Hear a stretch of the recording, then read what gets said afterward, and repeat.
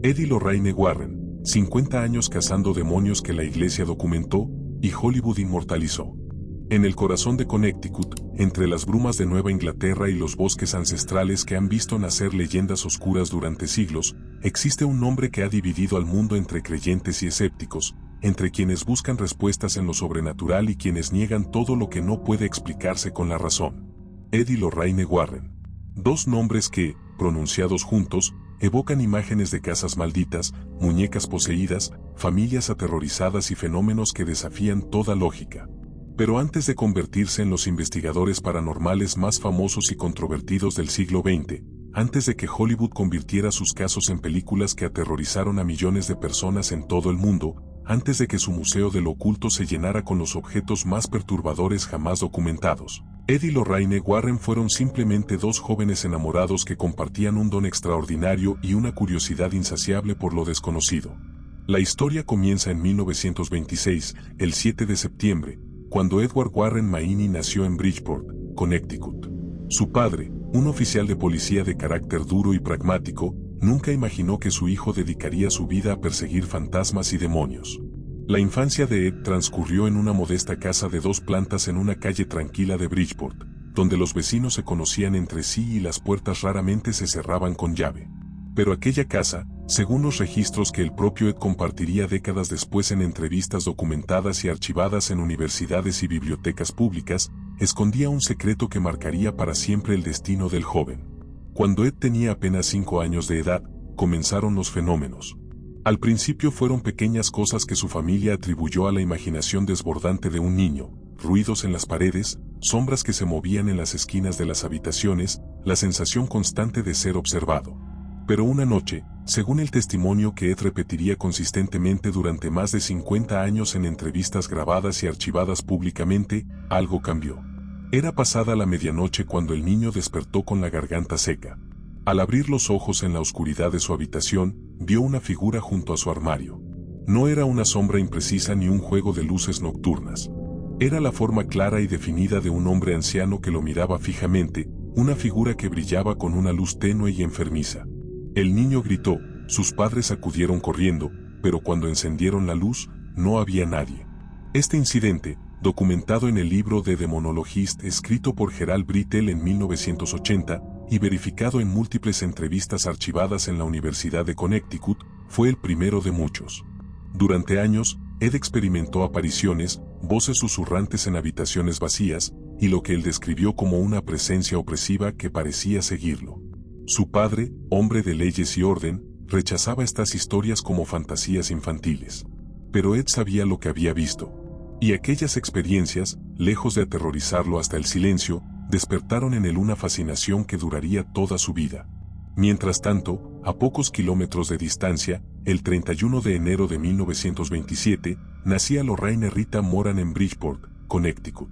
Desde edad muy temprana, según los registros de entrevistas archivadas y testimonios de familiares documentados públicamente, Lorraine mostró habilidades que su familia católica devota consideraba un don divino.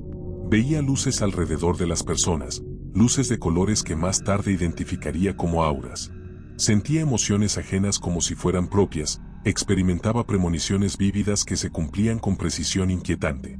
Su madre, profundamente religiosa, le enseñó a rezar por protección y a ver su don no como una maldición sino como una responsabilidad espiritual. Lorraine creció en un hogar donde la fe católica no era simplemente una práctica dominical sino el fundamento mismo de la existencia. Los rosarios, las oraciones nocturnas, las imágenes de santos en cada habitación, todo esto formó el escudo espiritual que Lorraine utilizaría décadas después en sus investigaciones más peligrosas. Pero ser diferente, ver cosas que otros no podían ver, sentir presencias invisibles, convirtió su infancia en una experiencia solitaria y a veces aterradora. En la escuela, según sus propias palabras documentadas en entrevistas archivadas en la Sociedad de Investigación Psíquica de Nueva Inglaterra, Lorraine aprendió rápidamente a ocultar sus habilidades. Los niños que hablaban con entidades invisibles eran considerados extraños, perturbados, diferentes de manera peligrosa. El destino, o quizás algo más grande que el simple azar, tenía planes para estos dos jóvenes.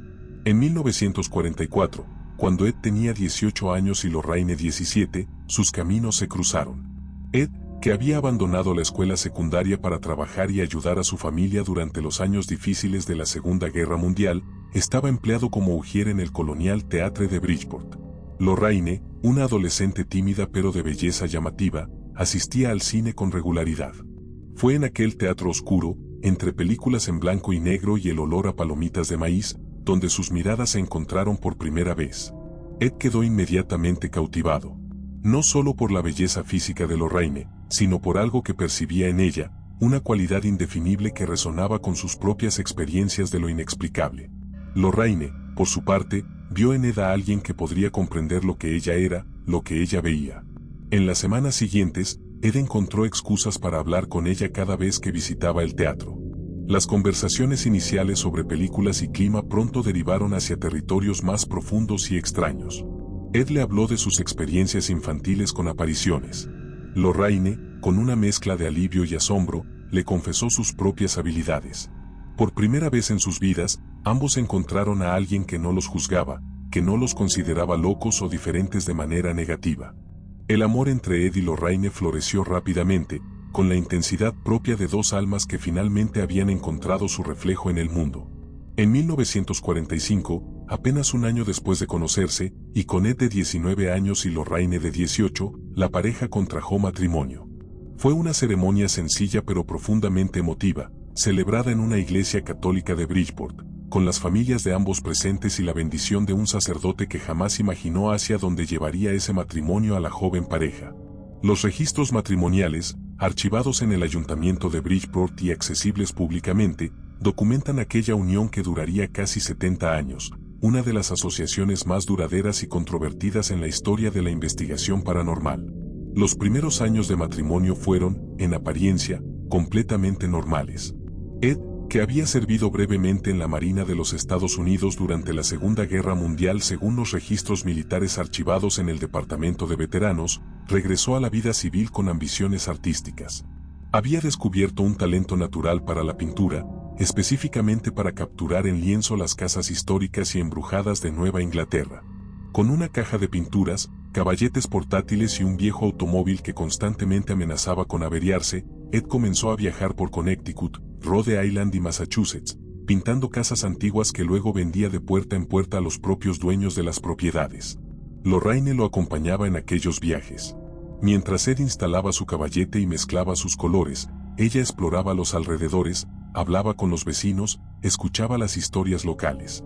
Y fue durante estas conversaciones casuales, en porches de madera desgastada y cocinas que olían a café recién hecho, cuando comenzaron a emerger los relatos. Historias de ruidos inexplicables en el ático, avistamientos de figuras espectrales en las escaleras, objetos que se movían solos, niños que hablaban con amigos invisibles. Nueva Inglaterra, con sus siglos de historia, sus cementerios coloniales y sus leyendas de brujas y ahorcados, era un territorio fértil para lo sobrenatural. Al principio, Ed y Lorraine simplemente escuchaban estas historias con interés cortés, compartiendo ocasionalmente sus propias experiencias cuando sentían que podían confiar en sus interlocutores. Pero en 1952, según documentación archivada en entrevistas y biografías autorizadas, ocurrió un evento que transformó su curiosidad pasiva en investigación activa. Una familia en Stratford, Connecticut, contactó a Ed después de ver uno de sus cuadros en la casa de un vecino. No querían comprar una pintura, querían ayuda. Su casa, una construcción colonial de 2 plantas con más de 200 años de antigüedad, estaba experimentando fenómenos que habían escalado de molestos a aterradores. Ed y Lorraine visitaron la propiedad una tarde de otoño. Los dueños, una pareja de mediana edad con 3 hijos pequeños, describieron con voces tensas y ojos agotados los eventos que habían transformado su hogar en una pesadilla.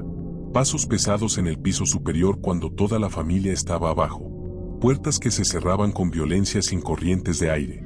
La temperatura que descendía repentinamente en habitaciones específicas.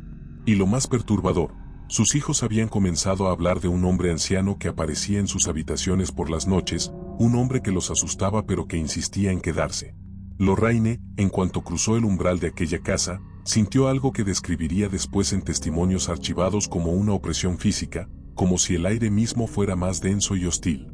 Mientras recorría las habitaciones, experimentó lo que ella llamaba visiones, imágenes fragmentarias de eventos pasados, emociones residuales impregnadas en las paredes y los pisos. Vio a un hombre anciano, exactamente como los niños lo habían descrito, de pie junto a una ventana del segundo piso, mirando hacia el exterior con expresión de profunda tristeza. Cuando investigaron los registros históricos de la propiedad en los archivos del condado de Fairfield, documentos públicamente accesibles, descubrieron que un hombre había muerto en aquella casa décadas atrás, un hombre anciano que había vivido solo sus últimos años. Este caso, aunque relativamente menor comparado con lo que vendría después, fue fundamental. Ed comenzó a investigar técnicas de investigación paranormal, leyendo todo lo que podía encontrar sobre el tema en bibliotecas públicas y contactando con las pocas personas que en aquella época se dedicaban al estudio de lo sobrenatural. Lorraine, por su parte, comenzó a comprender y desarrollar sus habilidades como medium clarividente. Descubrió que podía sintonizar intencionalmente con las presencias que habitaban estos lugares, comunicarse con ellas, entender sus motivaciones.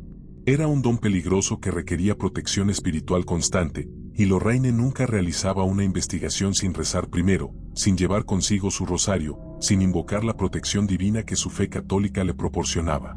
En 1954, nació Judy Warren, la única hija de Ed y Lorraine. Los registros de nacimiento, archivados en el Hospital St. Vincent de Bridgeport, documentan el nacimiento de Judy Espera, quien creció en un ambiente único y extraordinario. Desde su infancia más temprana, Judy estuvo rodeada de lo paranormal.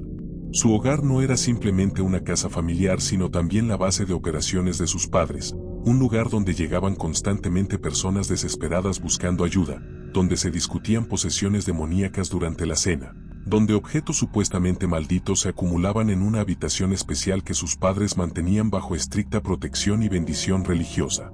Lorraine, consciente de los peligros que su trabajo implicaba, fue extremadamente protectora con Judy. Según testimonios de la propia Judy Espera en entrevistas documentadas y archivadas públicamente, nunca se le permitió entrar en la habitación donde sus padres guardaban los objetos más peligrosos de sus investigaciones. Aquella habitación, que más tarde se convertiría en el famoso Museo del Oculto de los Warren, era territorio prohibido. Ed instaló cerraduras especiales, mantenía la habitación bendecida por sacerdotes regularmente, y advertía constantemente a su hija que algunos objetos poseían energías demasiado peligrosas para ser tratadas con ligereza. A medida que Judy crecía, Ed y Lorraine intentaron darle una infancia lo más normal posible dentro de las extraordinarias circunstancias de sus vidas. Judy asistía a la escuela católica local, jugaba con amigos del vecindario, participaba en actividades infantiles típicas. Pero inevitablemente, la naturaleza del trabajo de sus padres la afectaba. Otros niños y sus familias comenzaron a evitarla cuando se corrió la voz sobre lo que hacían los Warren. Algunos la miraban con curiosidad morbosa, otros con miedo supersticioso. Judy aprendió desde muy joven a mantener la vida familiar en privado, a no hablar demasiado sobre lo que sus padres hacían para ganarse la vida. Durante estos años de formación, Ed complementaba los ingresos de sus pinturas con trabajos ocasionales mientras establecía gradualmente su reputación como investigador paranormal. Lorraine se dedicaba principalmente a Judy y a desarrollar sus habilidades psíquicas. La pareja comenzó a ser contactada con mayor frecuencia por familias que experimentaban fenómenos inexplicables. Cada caso era diferente. Algunas casas simplemente tenían presencias residuales, ecos del pasado sin inteligencia ni malicia. Otras enfrentaban poltergeists, entidades que podían manipular objetos físicos.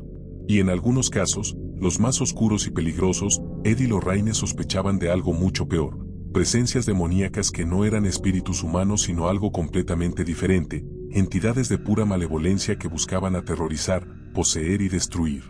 Fue también durante estos años cuando Ed y Lorraine comenzaron su relación con la Iglesia Católica. Contactaron con sacerdotes locales, explicaron su trabajo, solicitaron orientación teológica. Algunos clérigos los rechazaron con escepticismo o desaprobación. Pero otros, particularmente aquellos que habían tenido sus propias experiencias con lo inexplicable, los acogieron y proporcionaron apoyo espiritual. Ed y Lorraine siempre insistieron en que no eran exorcistas, que solo los sacerdotes ordenados podían realizar exorcismos oficiales según el rito católico. Pero se convirtieron en consultores, en investigadores que determinaban si un caso requería intervención eclesiástica, y su reputación dentro de ciertos círculos de la Iglesia comenzó a crecer. En 1952, Ed fundó oficialmente la Sociedad de Investigación Psíquica de Nueva Inglaterra, según documentos de incorporación archivados en los registros estatales de Connecticut. Era una organización modesta, operando principalmente desde su hogar, pero representaba su compromiso serio con lo que ahora consideraban no solo una fascinación sino una vocación. Lorraine se convirtió en la directora asociada. Juntos comenzaron a dar conferencias en iglesias locales, escuelas y centros comunitarios, compartiendo sus experiencias y ofreciendo ayuda a quienes la necesitaran. Las conferencias eran gratuitas o con donaciones voluntarias. Los Warren insistían constantemente en que no cobraban por sus investigaciones, solo aceptaban ayuda con gastos de viaje cuando las distancias eran significativas. Los años 60 marcaron un punto de inflexión en la carrera de Ed y Lorraine Warren. Lo que había comenzado como investigaciones locales en Connecticut se expandió gradualmente a todo el noreste de Estados Unidos. Su reputación crecía mediante el boca a boca, familias desesperadas que habían escuchado de otros que los Warren podrían ayudar. Pero fue en 1968 cuando enfrentaron un caso que los catapultaría a la atención pública nacional y establecería su metodología de investigación para las décadas venideras. El caso de la familia Perron en Harrisville, Rhode Island, aunque no se haría completamente público hasta años después, comenzó precisamente ese año cuando la familia se mudó a una granja colonial de 200 años de antigüedad. Los Perron, Roger y Caroline junto con sus 5 hijas, compraron la propiedad en enero de 1971, según los registros de propiedad archivados en el condado de Burrillville, Rhode Island. La casa, una construcción imponente de madera blanca con 14 habitaciones, parecía el lugar perfecto para criar a su familia. Pero desde la primera noche, comenzaron los fenómenos. Caroline Perron despertó sintiendo algo rozando su pierna. Cuando encendió la luz, no había nadie, pero la sensación persistía, una presencia invisible junto a su cama.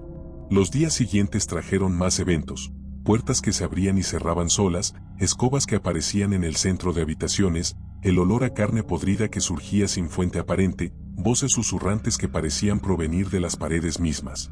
Las 5 niñas Perron, según testimonios documentados en el libro House of Darkness, House of Light, escrito por Andrea Perron, la hija mayor, y publicado en 2011, comenzaron a ver apariciones. Algunas presencias parecían benignas, espíritus que simplemente coexistían con la familia. Pero había una entidad que aterrorizaba especialmente a todos, una mujer que las niñas describían como grotesca, con el cuello claramente roto y colgando en un ángulo antinatural. Esta presencia, que más tarde identificarían como Bathsheba Sherman, parecía sentir un odio particular hacia Caroline Perron, como si la considerara una intrusa en su territorio. Durante meses, la familia intentó lidiar con la situación por sí misma. Roger Perron, escéptico por naturaleza, trataba de encontrar explicaciones racionales para cada evento. Tuberías viejas causaban ruidos. Corrientes de aire movían puertas.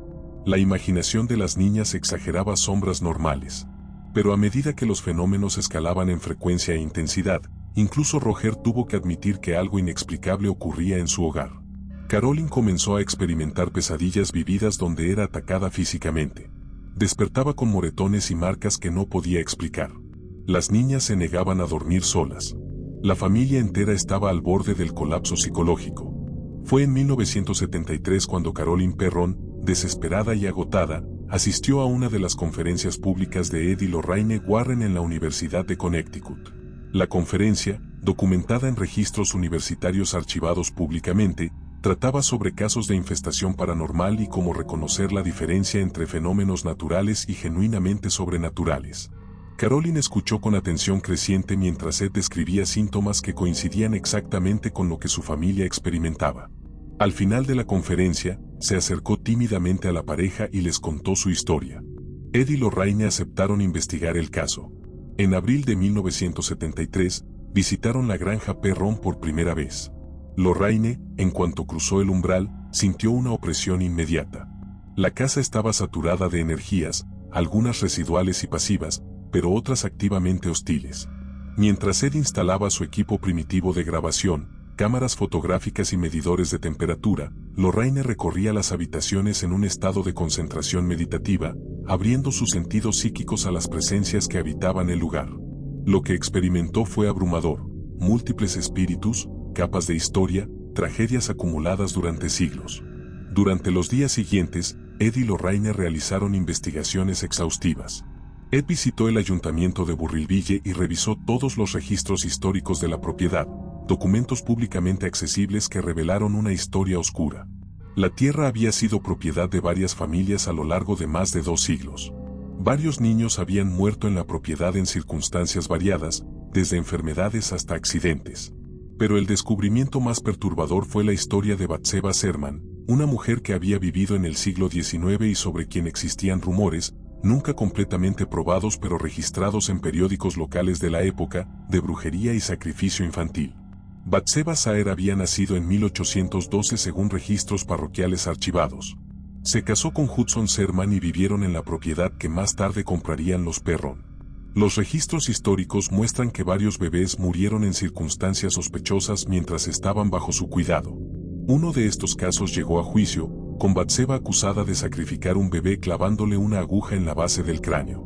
Aunque fue absuelta por falta de evidencia concluyente, según reportes de periódicos locales archivados en la Biblioteca Pública de Rhode Island, los vecinos la evitaban, susurrando que había hecho un pacto con fuerzas oscuras. Bathsheba murió en 1885, según su certificado de defunción archivado públicamente, aparentemente por suicidio colgándose de un árbol en la propiedad. Lorraine identificó la presencia de Bathsheba como la entidad más peligrosa en la casa. Durante una sesión particularmente intensa, según el testimonio de Andrea Perron documentado en su libro autobiográfico, Lorraine fue poseída momentáneamente por la entidad. Su voz cambió, su rostro se contorsionó, y pronunció amenazas violentas contra Caroline Perron. Ed tuvo que intervenir físicamente, rezando en voz alta y usando agua bendita para ayudar a Lorraine a recuperar el control. Este incidente demostró cuán poderosa y malévola era la presencia que habitaba la granja. Los Warren contactaron con varios sacerdotes católicos buscando realizar un exorcismo de la propiedad. Pero encontraron resistencia. La familia Perron no era católica, y la Iglesia Católica tenía protocolos estrictos sobre cuándo y dónde podían realizarse exorcismos oficiales. Además, Roger Perron, aunque finalmente convencido de que algo sobrenatural ocurría, temía que un exorcismo público pudiera arruinar la reputación de su familia y afectar el valor de su propiedad. Los Warren hicieron lo que podían: bendiciones, oraciones, instrucciones sobre cómo protegerse espiritualmente. Pero sin un exorcismo formal, la presencia de Bathsheba permanecería. La familia Perron vivió en aquella casa durante 10 años, hasta 1980, cuando finalmente vendieron la propiedad y se mudaron. Según Andrea Perron, los fenómenos nunca cesaron completamente durante toda su estancia. Aprendieron a coexistir con las presencias, estableciendo límites, reclamando espacios específicos como propios. Pero el daño psicológico fue profundo y duradero. Caroline Perron nunca se recuperó completamente de los años de ataques constantes. Las hijas crecieron con recuerdos traumáticos que las marcarían de por vida. Para Ed y Lorraine Warren, el caso Perron fue una educación en lo que enfrentarían repetidamente en su carrera: familias vulnerables, casas con historias oscuras, entidades que no eran simplemente fantasmas sino algo mucho más peligroso. Ed comenzó a teorizar, basándose en consultas con teólogos católicos documentadas en sus conferencias archivadas, sobre una jerarquía de lo sobrenatural. En la base estaban los fenómenos naturales malinterpretados. Luego las presencias residuales, ecos sin conciencia. Después los espíritus humanos con conciencia que permanecían atados al mundo físico. Y en la cima, lo más peligroso, entidades demoníacas que nunca habían sido humanas, que se hacían pasar por fantasmas para ganar acceso a los vivos, cuyo objetivo final era la posesión completa. Mientras el caso Perron se desarrollaba en privado, manteniéndose relativamente confidencial hasta décadas después, otro caso llevó a los Warren a la atención pública nacional de manera dramática. En noviembre de 1974, Ronald DeFeo Jr. asesinó brutalmente a 6 miembros de su familia en su casa de Amityville, Nueva York.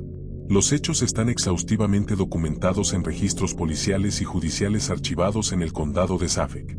DeFeo disparó a su padre, madre y 4 hermanos mientras dormían. Durante el juicio, alegó que voces en la casa le habían ordenado cometer los asesinatos. Fue declarado culpable y condenado a 6 sentencias consecutivas de 25 años a cadena perpetua. 13 meses después, en diciembre de 1975, George y Kathy Lutz compraron la casa de Amityville en 112 Ocean Avenue con un descuento significativo debido a su historia reciente. Los registros de propiedad, archivados públicamente en el condado de Suffolk, documentan la transacción. Los Lutz se mudaron con sus 3 hijos, esperando comenzar una nueva vida. Pero según sus propios testimonios, documentados extensamente en el libro de Amityville Horror de Jay Anson publicado en 1977, comenzaron a experimentar fenómenos aterradores desde la primera noche. George Lutz afirmaba despertarse regularmente a las 3:15 de la madrugada, la hora aproximada en que los asesinatos habían ocurrido. Kathy Lutz reportaba pesadillas vividas sobre los asesinatos. La familia escuchaba ruidos inexplicables, la casa olía a excremento sin fuente aparente, temperaturas descendían sin razón en habitaciones específicas. Los niños hablaban de un amigo imaginario con ojos rojos. Una habitación en el sótano, que bautizaron como la habitación roja, emanaba una sensación de maldad tan intensa que la familia evitaba acercarse. Después de solo 28 días en la propiedad, los Lutz huyeron en enero de 1976, abandonando todas sus pertenencias y jurando nunca regresar. Ed y Lorraine Warren fueron contactados por los Lutz poco después de su huida. Visitaron la casa de Amityville, realizaron su investigación, y Lorraine afirmó sentir una presencia demoníaca extremadamente poderosa. Ed tomó fotografías, algunas de las cuales, según los Warren, capturaron imágenes anómalas incluyendo la famosa fotografía del niño fantasma que supuestamente muestra una figura infantil en la escalera. Esta fotografía, ampliamente reproducida y debatida, permanece archivada en el Museo del Oculto de los Warren y ha sido analizada por escépticos y creyentes durante décadas. Los Warren declararon públicamente que la casa de Amityville estaba genuinamente infestada, que los Lutz habían experimentado un horror auténtico. Esta declaración catapultó el caso a la conciencia nacional. The Amityville Horror se convirtió en un bestseller, vendiendo millones de copias. Se produjo una película en 1979 que fue un éxito de taquilla masivo. Ed y Lorraine Warren participaron en incontables entrevistas televisivas, programas de radio, apariciones públicas. Su nombre se convirtió en sinónimo de investigación paranormal en Estados Unidos. Sin embargo, el caso de Amityville también atrajo un nivel de escrutinio y escepticismo que perseguiría a los Warren durante el resto de sus vidas. Investigadores escépticos, particularmente el Dr. Stephen Kaplan, fundador del Centro de Investigación Paranormal de Long Island, declaró que toda la historia era un fraude elaborado. Kaplan, cuya investigación está documentada en su libro de Amityville Horror Conspiracy publicado en 1995, argumentó que los Lutz habían inventado los eventos paranormales para ganar dinero, posiblemente con la ayuda de su abogado William Beber, quien había representado a Ronald DeFeo y buscaba razones para apelar su condena.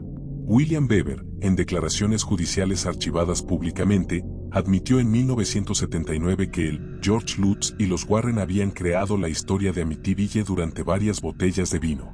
Esta admisión, aunque Beber más tarde se retractó parcialmente, lanzó una sombra de duda sobre todo el caso.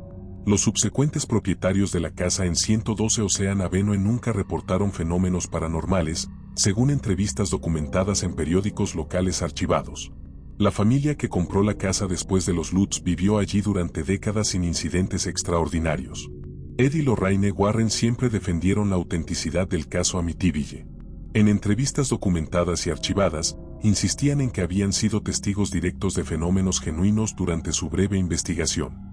Argumentaban que las entidades demoníacas eran inteligentes y caprichosas, que podían elegir manifestarse o permanecer inactivas. El hecho de que propietarios posteriores no experimentaran nada no invalidaba las experiencias de los Lutz. Pero el daño a su credibilidad estaba hecho. A partir de Amityville, cada caso que los Warren investigaban sería examinado con escepticismo intenso por una porción significativa del público y la comunidad científica. A pesar de la controversia, o quizás en parte debido a ella, las solicitudes de investigación que recibían los Warren se multiplicaron. Familias de todo Estados Unidos y eventualmente de otros países los contactaban, desesperadas por ayuda contra fenómenos que no podían explicar ni controlar. Ed y Lorraine desarrollaron una rutina. Ed manejaba los aspectos técnicos e históricos de cada investigación, revisando registros, entrevistando testigos, documentando evidencias. Lorraine usaba sus habilidades psíquicas para identificar las presencias, comunicarse con ellas cuando era posible, determinar su naturaleza y nivel de peligrosidad.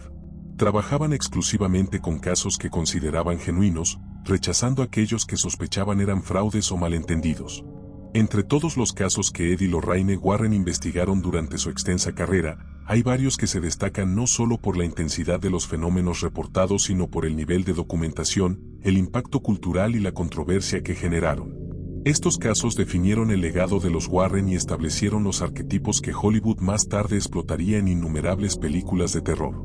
Pero antes de que existieran las películas, antes de que los productores de Hollywood convirtieran estos eventos en entretenimiento lucrativo, había familias reales enfrentando horrores que desafiaban toda lógica, y dos investigadores que arriesgaban su reputación, su cordura y, según ellos mismos afirmaban, sus almas inmortales, para ayudarlas. En 1970, mucho antes de que se convirtiera en una sensación cinematográfica, los Warren se involucraron en un caso que permanecería relativamente oscuro durante décadas, el caso de la muñeca Annabelle. Donna, una estudiante de enfermería que vivía en un apartamento cerca de Hartford, Connecticut, recibió como regalo de su madre una muñeca de trapo Raggedy Ann. Los registros y testimonios, documentados en el libro The Demonologist de Gerald Brittle y en múltiples entrevistas archivadas con los Warren, establecen que lo que comenzó como un regalo inocente se transformó rápidamente en una pesadilla. La muñeca comenzó a moverse por sí sola. Donna la dejaba en una posición específica antes de irse a trabajar y regresaba para encontrarla en otra habitación completamente diferente, en poses que ella no había creado.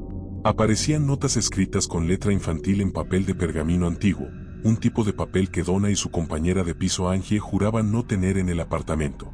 Los mensajes eran simples pero perturbadores: ayúdanos o ayuda a Lou. Lou era el novio de Angie, quien desde el principio había insistido en que había algo malévolo en la muñeca. La situación escaló dramáticamente una noche cuando Lou, durmiendo en el apartamento, despertó sintiendo una presencia en la habitación. Según su testimonio documentado, sintió algo subiendo por sus piernas, paralizándolo. Cuando finalmente pudo moverse y encender la luz, vio la muñeca Annabelle en el suelo junto a su cama. Días después, Lou y Angie escucharon ruidos provenientes del cuarto de Donna. Pensando que podría ser un intruso, lo entró cuidadosamente. La habitación estaba vacía excepto por la muñeca, que estaba de pie en una esquina, algo físicamente imposible dada su construcción de trapo. Cuando Lou se acercó, sintió un dolor agudo en el pecho. Cuando se levantó la camisa, descubrió 7 cortes paralelos, como hechos por garras, sangrando en su torso. Aterrorizadas, las jóvenes consultaron con un médium local que, tras una sesión, les informó que la muñeca estaba habitada por el espíritu de una niña llamada Annabelle Higgins, quien había muerto en la propiedad años atrás y simplemente buscaba ser amada. Conmovidas, Donna y Angie dieron permiso al espíritu para quedarse. Pero esto, según los Warren explicarían después, fue un error crítico. Al dar permiso, habían invitado a la entidad, y la situación empeoró dramáticamente. Fue entonces cuando contactaron con un sacerdote, quien a su vez contactó con Ed y Lorraine Warren. Los Warren investigaron el caso y llegaron a una conclusión perturbadora. Según su análisis, documentado en múltiples entrevistas archivadas, no había ningún espíritu de una niña llamada Annabelle Higgins. De hecho, no había ningún registro de que una niña con ese nombre hubiera muerto en la propiedad según los registros del condado de Hartford que Ed investigó exhaustivamente. Lo que habitaba la muñeca, argumentaban los Warren, era una entidad demoníaca que se había hecho pasar por un espíritu infantil inofensivo para ganar acceso al apartamento y eventualmente intentar poseer a uno de los residentes. La muñeca era simplemente un conducto, un objeto que la entidad había elegido para manifestarse. Ed y Lorraine, con la bendición de un sacerdote católico, el padre Cooke, según registros de la arquidiócesis de Hartford, realizaron una bendición del apartamento y se llevaron la muñeca Annabelle. El viaje de regreso a su casa en Monroe, Connecticut, fue notablemente peligroso. Ed, quien conducía con la muñeca en el asiento trasero dentro de una bolsa, experimentó múltiples fallos mecánicos inexplicables. Los frenos dejaron de funcionar en varias ocasiones. El motor se apagaba sin razón. Finalmente, Ed roció la muñeca con agua bendita y el resto del viaje transcurrió sin incidentes. Annabelle fue colocada en el Museo de lo Oculto de los Warren, una habitación especial en su casa donde guardaban objetos de sus investigaciones que consideraban peligrosos. La muñeca fue puesta en una caja de madera con vidrio, bendecida regularmente por sacerdotes y acompañada de un letrero de advertencia. Según los Warren, en entrevistas documentadas y archivadas a lo largo de décadas, la muñeca continuaba siendo peligrosa. Visitantes del museo que tocaban la caja o se burlaban de la advertencia supuestamente experimentaban accidentes poco después. Un joven motociclista que, según el testimonio de los Warren nunca verificado independientemente, golpeó el vidrio y desafió a la muñeca, murió en un accidente de tráfico horas después. Estos relatos, imposibles de verificar completamente, contribuyeron a la leyenda de Annabelle. Mientras el caso de Annabelle permanecía relativamente desconocido fuera de los círculos paranormales, otro caso estaba a punto de catapultar nuevamente a los Warren a la atención internacional. En agosto de 1977, en Enfield, un suburbio al norte de Londres, Inglaterra, comenzaron fenómenos en la casa de Peggy Hodgson y sus 4 hijos. Este caso, conocido como el poltergeist de Enfield, se convertiría en uno de los más documentados y debatidos en la historia de la investigación paranormal, con evidencia fotográfica, grabaciones de audio y testimonios de múltiples testigos incluyendo policías y periodistas. Los fenómenos comenzaron con golpes en las paredes. Las hijas de Peggy, Janet de 11 años y Margaret de 13, escucharon los golpes provenientes del otro lado de su habitación compartida. Cuando llamaron a su madre, Peggy también los escuchó. Los golpes se movían, como si alguien estuviera caminando dentro de las paredes. Luego comenzaron a moverse muebles. Las camas se sacudían violentamente. Sillas se volteaban. Los niños eran lanzados literalmente de sus camas por fuerzas invisibles. Aterrorizados, la familia llamó a la policía. La oficial Caroline Epps respondió a la llamada, y su testimonio, archivado oficialmente en los registros del Departamento de Policía Metropolitana de Londres, confirmó que fue testigo de fenómenos inexplicables. Vio con sus propios ojos una silla moverse por el suelo sin que nadie la tocara. Su testimonio, dado bajo juramento y documentado públicamente, le dio al caso una credibilidad que muchos otros casos paranormales carecían. Cuando los fenómenos escalaron, la Sociedad de Investigación Psíquica de Londres asignó a Maurice Grosse y más tarde a Guy Lyon Playfair para investigar. Grosse y Playfair documentaron el caso exhaustivamente durante más de 2 años. Tomaron más de 1.200 fotografías, muchas de las cuales están archivadas en la Sociedad de Investigación Psíquica y disponibles públicamente. Grabaron horas de audio, incluyendo voces paranormales que supuestamente provenían de Janet, voces profundas y masculinas que afirmaban ser espíritus de personas que habían muerto en la casa.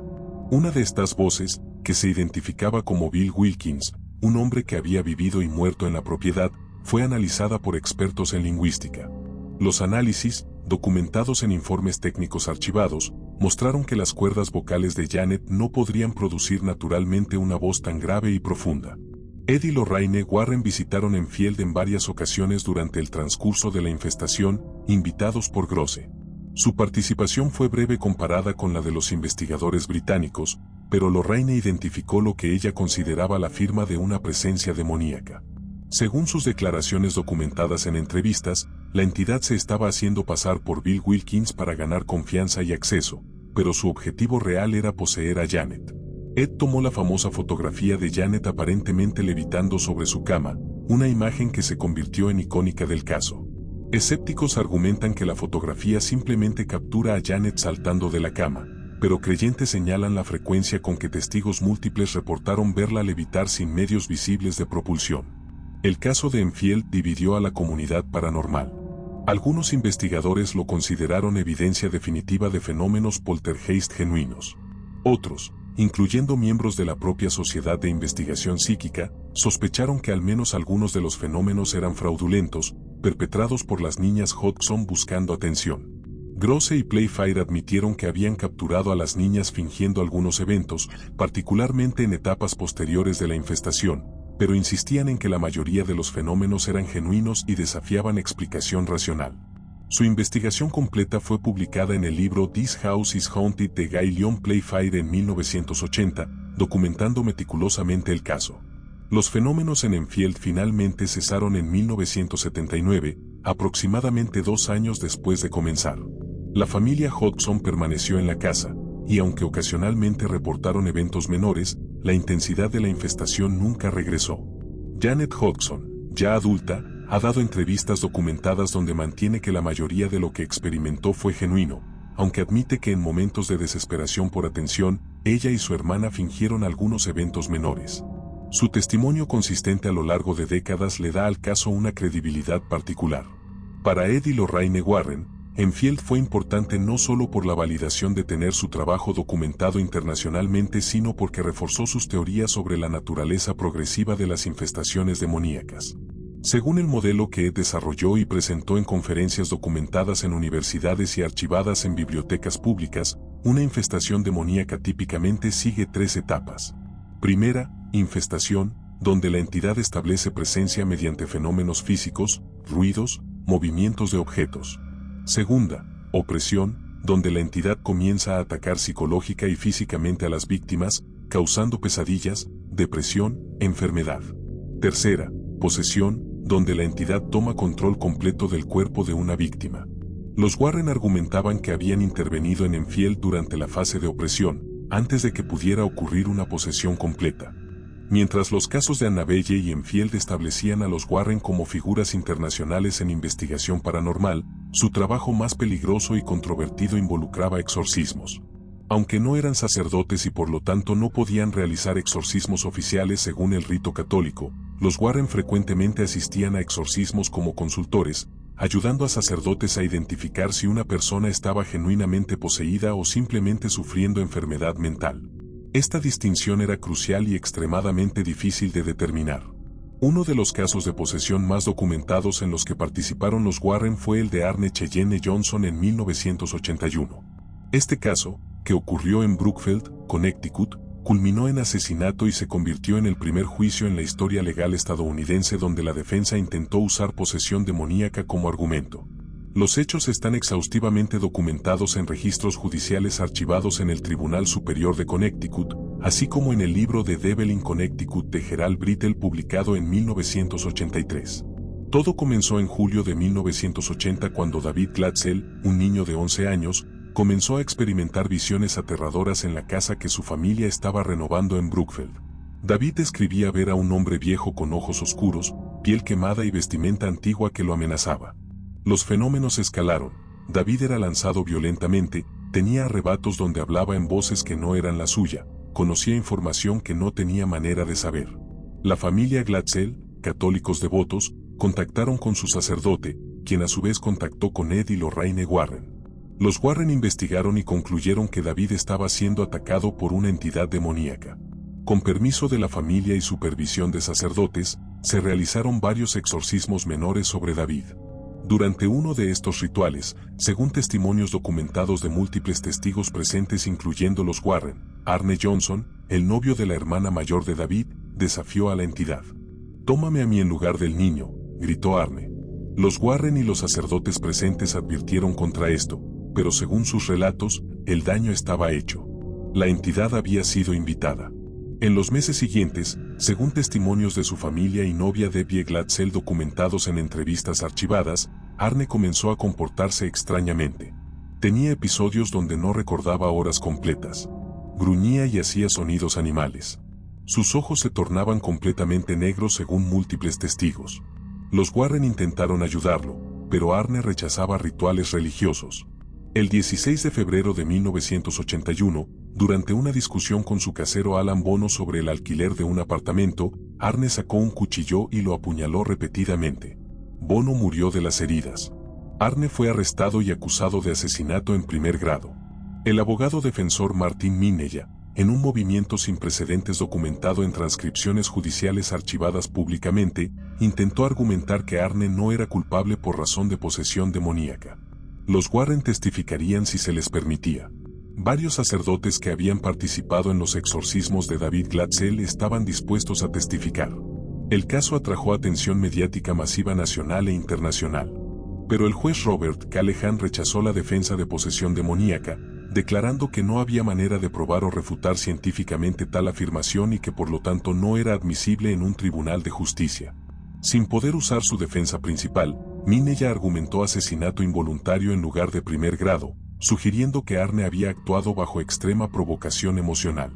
Arne Cheyenne Johnson fue declarado culpable de homicidio involuntario en primer grado y sentenciado a 10 a 20 años de prisión. Sirvió 5 años antes de ser liberado por buen comportamiento en 1986. Tras su liberación, Arne se casó con Debbie Glatzel, según entrevistas posteriores documentadas, Mantuvieron que la posesión había sido real y que Arne no era responsable de sus acciones durante el asesinato. El caso Johnson fue controvertido incluso dentro de la familia Glatzel. Carl Glatzel Jr., hermano de David, más tarde demandó a los Warren y al autor Gerald Brittle, alegando que habían fabricado la historia de posesión demoníaca y que David simplemente sufría de enfermedad mental que había sido exacerbada por los supuestos exorcismos.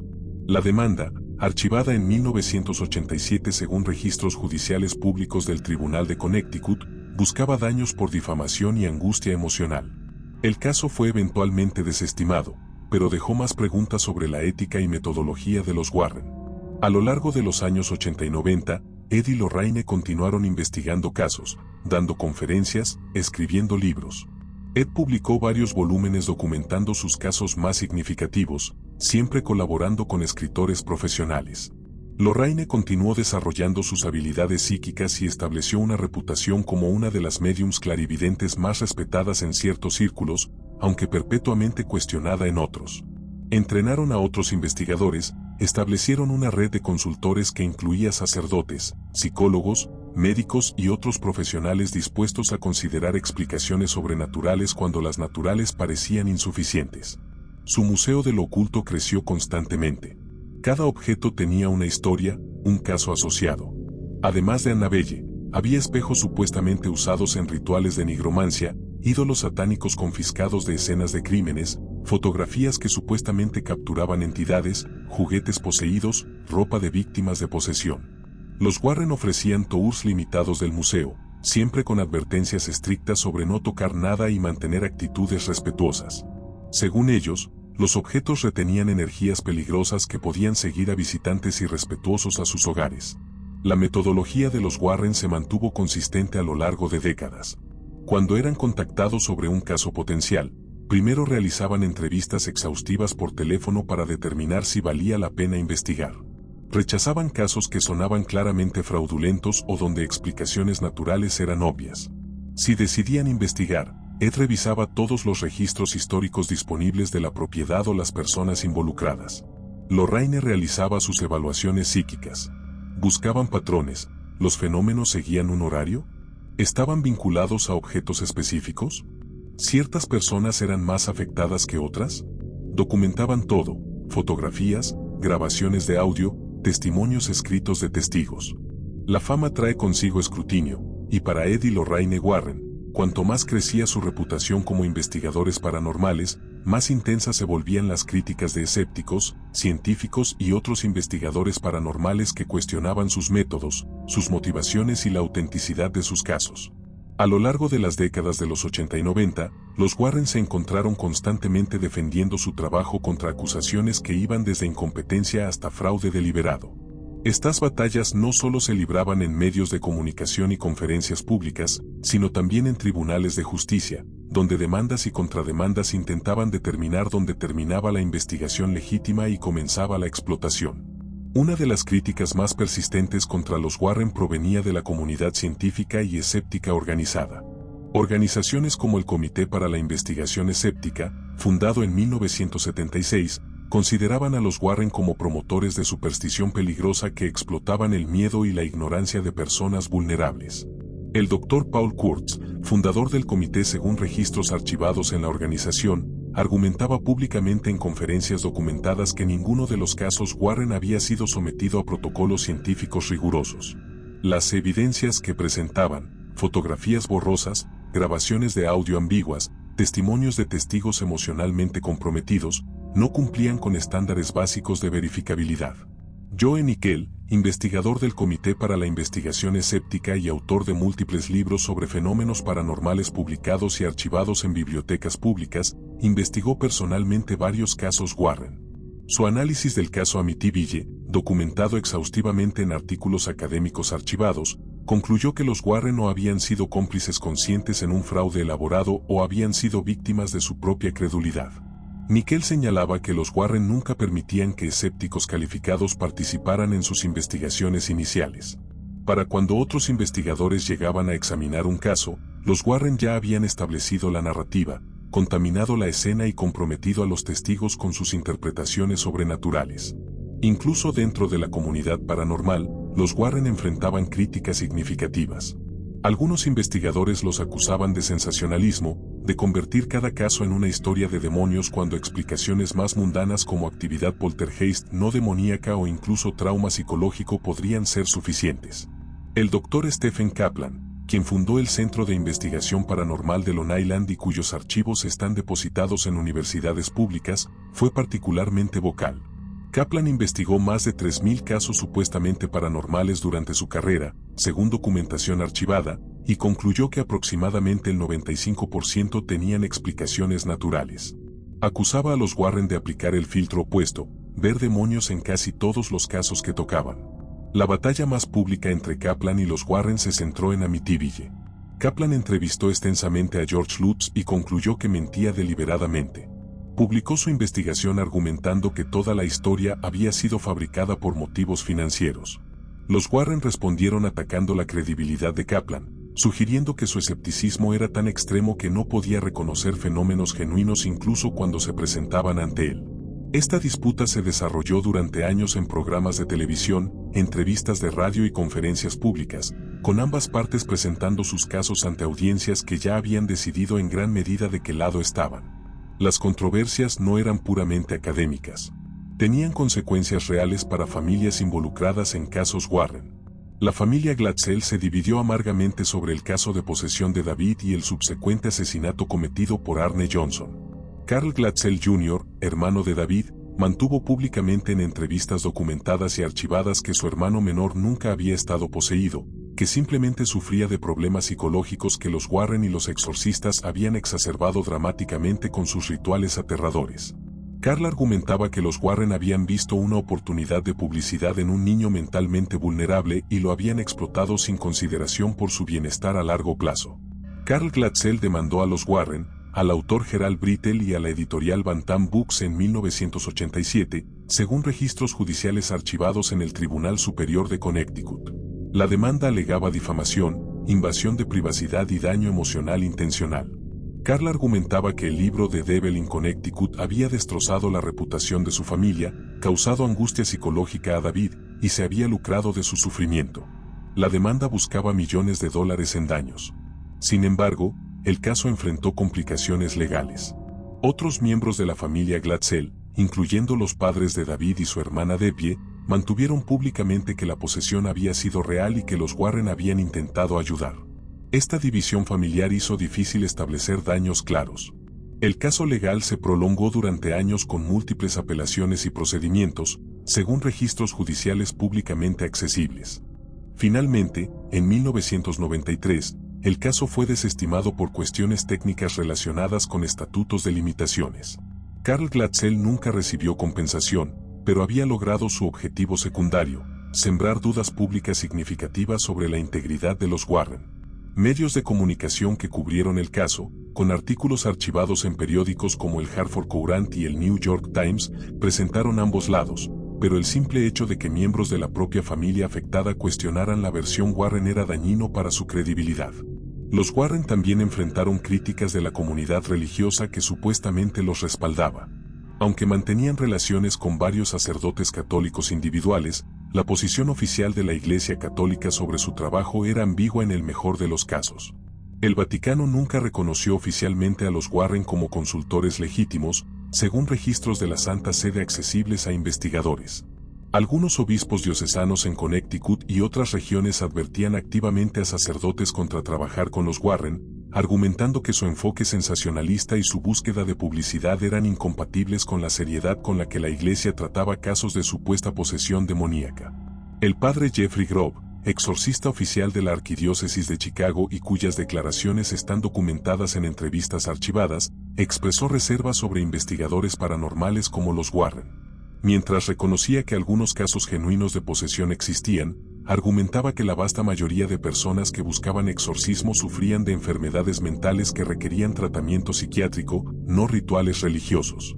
Grob sugería que investigadores como los Warren, al validar interpretaciones sobrenaturales prematuramente, podían estar causando daño al desviar a personas de la ayuda médica que realmente necesitaban. Esta crítica tocaba un punto particularmente sensible. Los Warren insistían en que siempre recomendaban que las familias buscaran primero evaluaciones médicas y psicológicas antes de considerar explicaciones sobrenaturales. Pero los críticos señalaban casos donde esta secuencia parecía haberse invertido. El caso de David Glatzel era un ejemplo. Los Warren se involucraron y comenzaron a hablar de posesión demoníaca antes de que el niño recibiera una evaluación psiquiátrica comprensiva. Esto establecía un marco de interpretación que hacía difícil para la familia considerar alternativas no sobrenaturales una vez que el proceso había comenzado.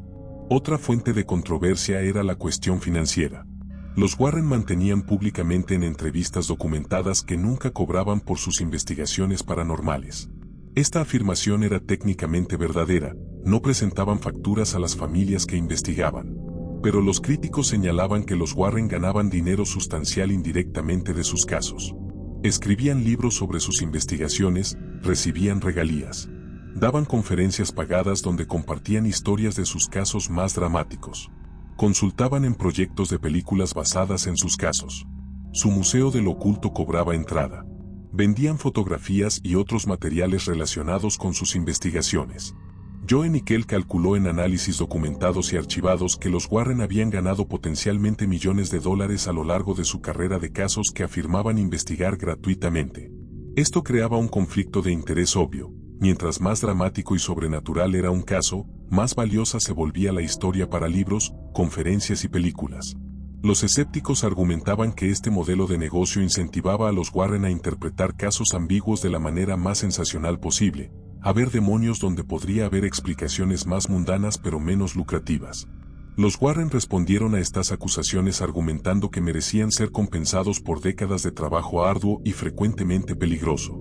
Ed señalaba en entrevistas documentadas que habían dedicado sus vidas completas a este trabajo, viajando constantemente a su propio costo inicial, arriesgando su reputación y, según su perspectiva, sus almas. Si posteriormente podían escribir libros sobre sus experiencias, eso era legítimo. No estaban cobrando a familias vulnerables en sus momentos de desesperación, lo cual sería moralmente reprensible. Estaban compartiendo sus historias con un público más amplio y siendo compensados por ese trabajo secundario. La llegada de Internet en los años 90 y 2000 intensificó estas controversias. Escépticos podían ahora organizarse en línea, compartir investigaciones, coordinar críticas. Cada afirmación de los Warren era diseccionada en foros y sitios web dedicados al pensamiento crítico. Documentos que contradecían narrativas Warren circulaban ampliamente. Fotografías que los Warren presentaban como evidencia de fenómenos paranormales eran analizadas por expertos en fotografía que identificaban explicaciones naturales, reflejos de lente, exposiciones dobles accidentales, o en algunos casos, según estos análisis archivados en blogs de escepticismo, manipulación deliberada. Simultáneamente, los Warren ganaban nuevos defensores en línea. Creyentes en lo paranormal creaban sus propios sitios web, foros y eventualmente canales de YouTube dedicados a defender el legado Warren y promover sus casos como genuinos. Estos defensores argumentaban que el escepticismo excesivo era tan dogmático como la credulidad excesiva, que rechazar toda evidencia anómala por principio no era científico sino cientificista. Señalaban que fenómenos actualmente aceptados, desde la electricidad hasta la mecánica cuántica, fueron inicialmente rechazados por establecimientos científicos. Quizás, argumentaban, los Warren simplemente estaban adelantados a su tiempo, investigando fenómenos que la ciencia eventualmente validaría. A medida que Ed envejecía, su salud comenzó a declinar. En 1996, sufrió un derrame cerebral severo según registros médicos referenciados en biografías autorizadas. El derrame lo dejó parcialmente paralizado y limitó significativamente su movilidad y capacidad de comunicación. Lorraine asumió un rol más prominente como portavoz pública de su trabajo conjunto. Continuó dando conferencias, realizando investigaciones selectivas, manteniendo el museo. Pero la dinámica había cambiado. Ed había sido la figura analítica, el investigador que revisaba registros históricos y coordinaba aspectos técnicos. Sin su participación plena, el trabajo de Lorraine se volvió más dependiente de sus percepciones psíquicas, lo cual daba a los críticos más munición para cuestionar la objetividad de las investigaciones. En los años 2000, Hollywood redescubrió los casos Warren. El director James Wan, fascinado por el caso de la familia Perron, decidió convertirlo en una película. The Conjuring, estrenada en 2013, fue un éxito masivo de taquilla, generando casi 318 millones de dólares mundialmente según registros de Box Office Mojo. La película presentaba versiones dramatizadas de Ed y Lorraine Warren como héroes valientes luchando contra fuerzas demoníacas para salvar familias inocentes. Patrick Wilson y Vera Farmiga, los actores que interpretaron a los Warren, capturaron su dinámica, Ed como el investigador pragmático y protector, Lorraine como la sensible medium psíquica. El éxito de The Conjuring lanzó un universo cinematográfico completo. Se produjeron secuelas, precuelas, spin-offs basados en casos Warren. Annabelle recibió múltiples películas propias. The Nun exploraba una entidad demoníaca que supuestamente los Warren habían encontrado. Cada película generaba cientos de millones de dólares. Este éxito renovó el interés público en los Warren, pero también intensificó el escrutinio. Críticos de cine y periodistas investigaban los casos reales detrás de las películas y frecuentemente descubrían que las versiones cinematográficas habían exagerado, dramatizado o completamente inventado elementos. Andrea Perron, cuyas memorias habían inspirado The Conjuring, expresó sentimientos mixtos sobre la película en entrevistas documentadas. Apreciaba que su historia llegara a audiencia amplia, pero sentía que la película había simplificado y dramatizado excesivamente eventos complejos. Más problemático, la película había presentado a Ed y Lorraine Warren de manera mucho más heroica de lo que Andrea recordaba. En su experiencia documentada en su libro, los Warren habían visitado brevemente, realizado su investigación, pero no habían proporcionado la solución milagrosa que la película sugería. Los fenómenos en la granja Perron continuaron durante años después de la participación Warren. Los últimos años de Ed Warren fueron una mezcla de reflexión, limitaciones físicas y un legado en construcción. Después del derrame cerebral de 1996 que lo dejó parcialmente paralizado, Ed se vio obligado a reducir drásticamente su participación activa en investigaciones de campo. Pero su mente permanecía aguda, y desde su hogar en Monroe, Connecticut, continuó consultando en casos, revisando evidencias enviadas por otros investigadores, y compartiendo décadas de conocimiento acumulado con una nueva generación de investigadores paranormales que lo consideraban una figura legendaria. Las tardes las pasaba en su estudio, rodeado de archivos de casos, fotografías de toda una vida dedicada a perseguir lo inexplicable, objetos que contaban historias de horror que la mayoría de personas nunca experimentarían. Lorraine se convirtió en sus ojos, oídos y piernas. A los 70 años de edad, cuando muchas personas considerarían la jubilación, Lorraine Warren mantenía un horario que agotaría a investigadores décadas más jóvenes. Viajaba a casos que consideraba genuinamente urgentes, daba conferencias en universidades y centros paranormales, mantenía correspondencia con cientos de personas que buscaban consejos sobre situaciones potencialmente sobrenaturales. Pero su prioridad era siempre Ed. Cada noche, según entrevistas documentadas con su hija Judy espera archivadas públicamente, Lorraine se sentaba con Ed y le contaba los detalles de su día. Él escuchaba, ofrecía perspectivas basadas en su vasta experiencia, y juntos evaluaban casos incluso cuando su cuerpo ya no le permitía investigarlos personalmente. El 23 de agosto de 2006, Edward Warren Maini falleció en su hogar en Monroe, Connecticut, a los 79 años de edad. Según su certificado de defunción archivado públicamente en los registros del estado de Connecticut, la causa fue complicaciones relacionadas con su condición de salud deteriorada tras el derrame cerebral. Había vivido 10 años más allá de lo que muchos médicos habían predicho después del derrame severo, una resistencia que Lorraine atribuía a su espíritu luchador y su fe inquebrantable. El funeral se realizó en la iglesia de San José en Monroe, la misma iglesia donde Ed y Lorraine habían adorado durante décadas. Cientos de personas asistieron, según reportes de periódicos locales archivados, familiares, amigos, investigadores paranormales de todo el mundo, sacerdotes que habían trabajado con él, y familias que él había ayudado a lo largo de su extraordinaria carrera. La muerte de Ed dejó un vacío enorme no solo en la vida de Lorraine sino en la comunidad paranormal más amplia. Tributos llegaron de lugares inesperados. Incluso algunos escépticos que habían debatido con Ed durante décadas reconocieron en declaraciones públicas documentadas que había sido un oponente inteligente, apasionado y genuinamente dedicado a lo que creía. Joe Nickell, quien había criticado duramente el trabajo Warren durante años, escribió en un artículo archivado que aunque nunca había estado de acuerdo con las conclusiones de Ed, respetaba su compromiso y la sinceridad con la que abordaba cada caso. Para Ed Warren, argumentaba Nickell, esto nunca había sido simplemente un negocio o búsqueda de fama. Era una vocación en la que genuinamente creía. Lorraine, ahora de 79 años y viuda después de 61 años de matrimonio, enfrentó la pregunta que muchos le hacían: ¿continuaría el trabajo?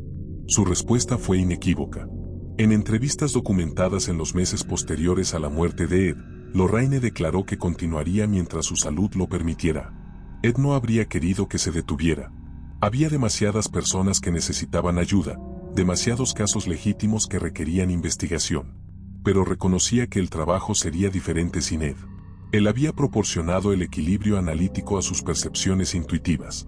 Juntos habían sido un equipo formidable. Sola, tendría que ser más selectiva, más cuidadosa. Durante los años posteriores a la muerte de Ed, Lorraine continuó dando conferencias y entrevistas, ahora con un tono más reflexivo y nostálgico.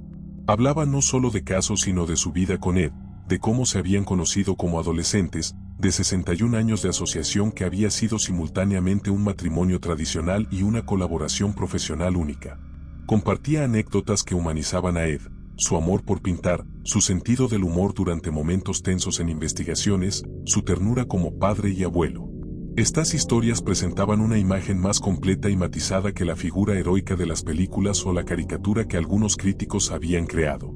El Museo de lo Oculto de los Warren, todavía operando en el sótano de su hogar en Monroe, se convirtió en un santuario no solo a casos paranormales sino a la memoria de Ed.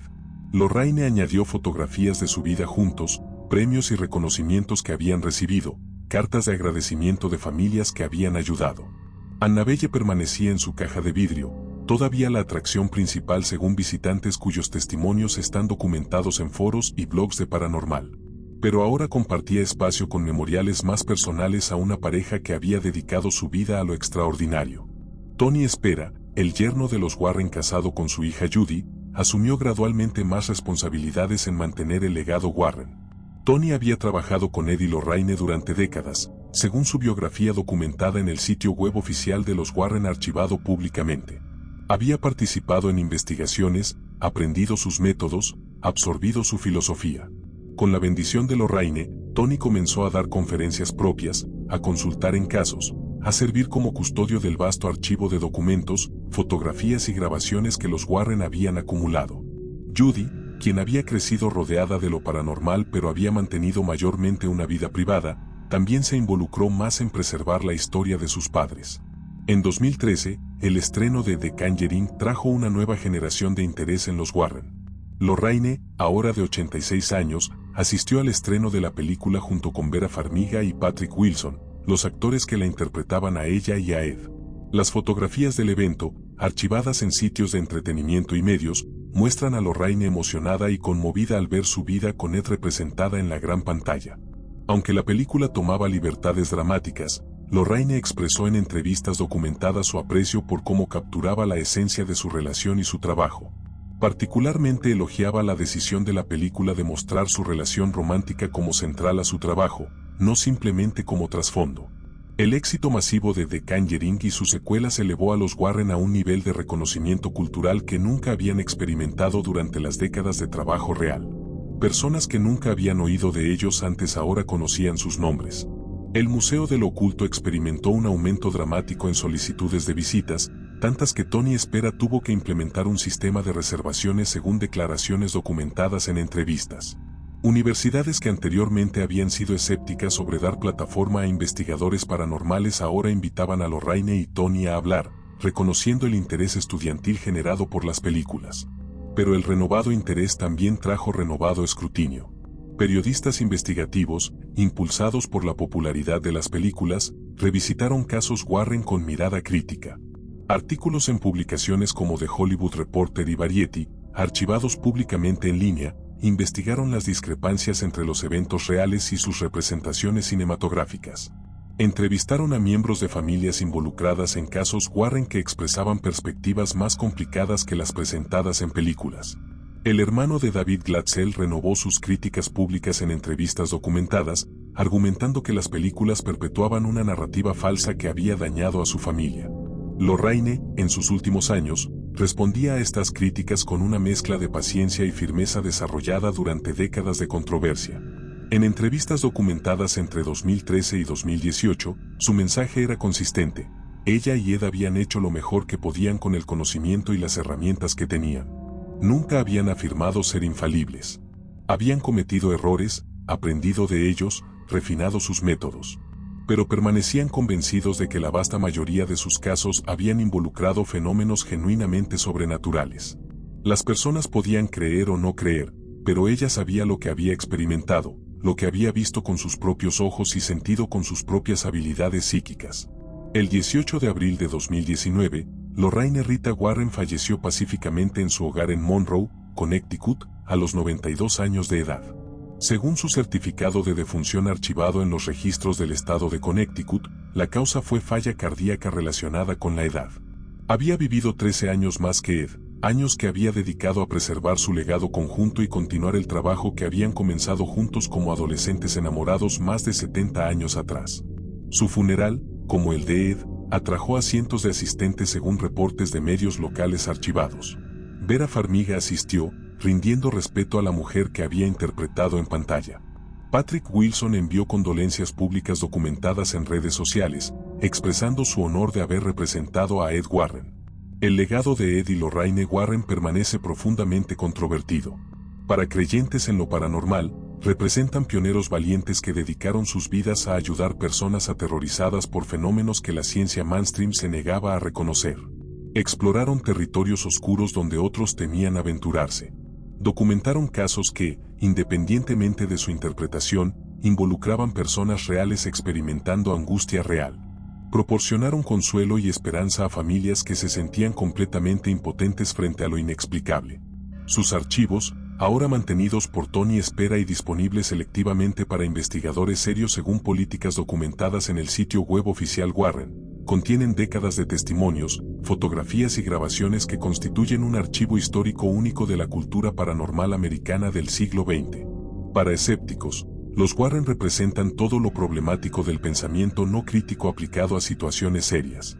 Argumentan que los Warren, bien intencionados o no, desviaron a personas de tratamientos médicos y psicológicos legítimos hacia interpretaciones sobrenaturales que no podían ayudar y potencialmente causaban daño. Que su modelo de negocio, aunque técnicamente no cobrando por investigaciones, creaba incentivos perversos para interpretar casos de la manera más dramática y lucrativa posible. Que su legado, magnificado por Hollywood, perpetúa creencias supersticiosas que la sociedad debería superar. Que en la era de la razón y la ciencia, dedicar recursos y atención a cazadores de fantasmas es fundamentalmente regresivo. La verdad, como frecuentemente ocurre, probablemente existe en algún lugar entre estos extremos. Ed y Lorraine Warren fueron seres humanos complejos que operaron en la intersección de creencia, entretenimiento, religión y lo genuinamente inexplicable.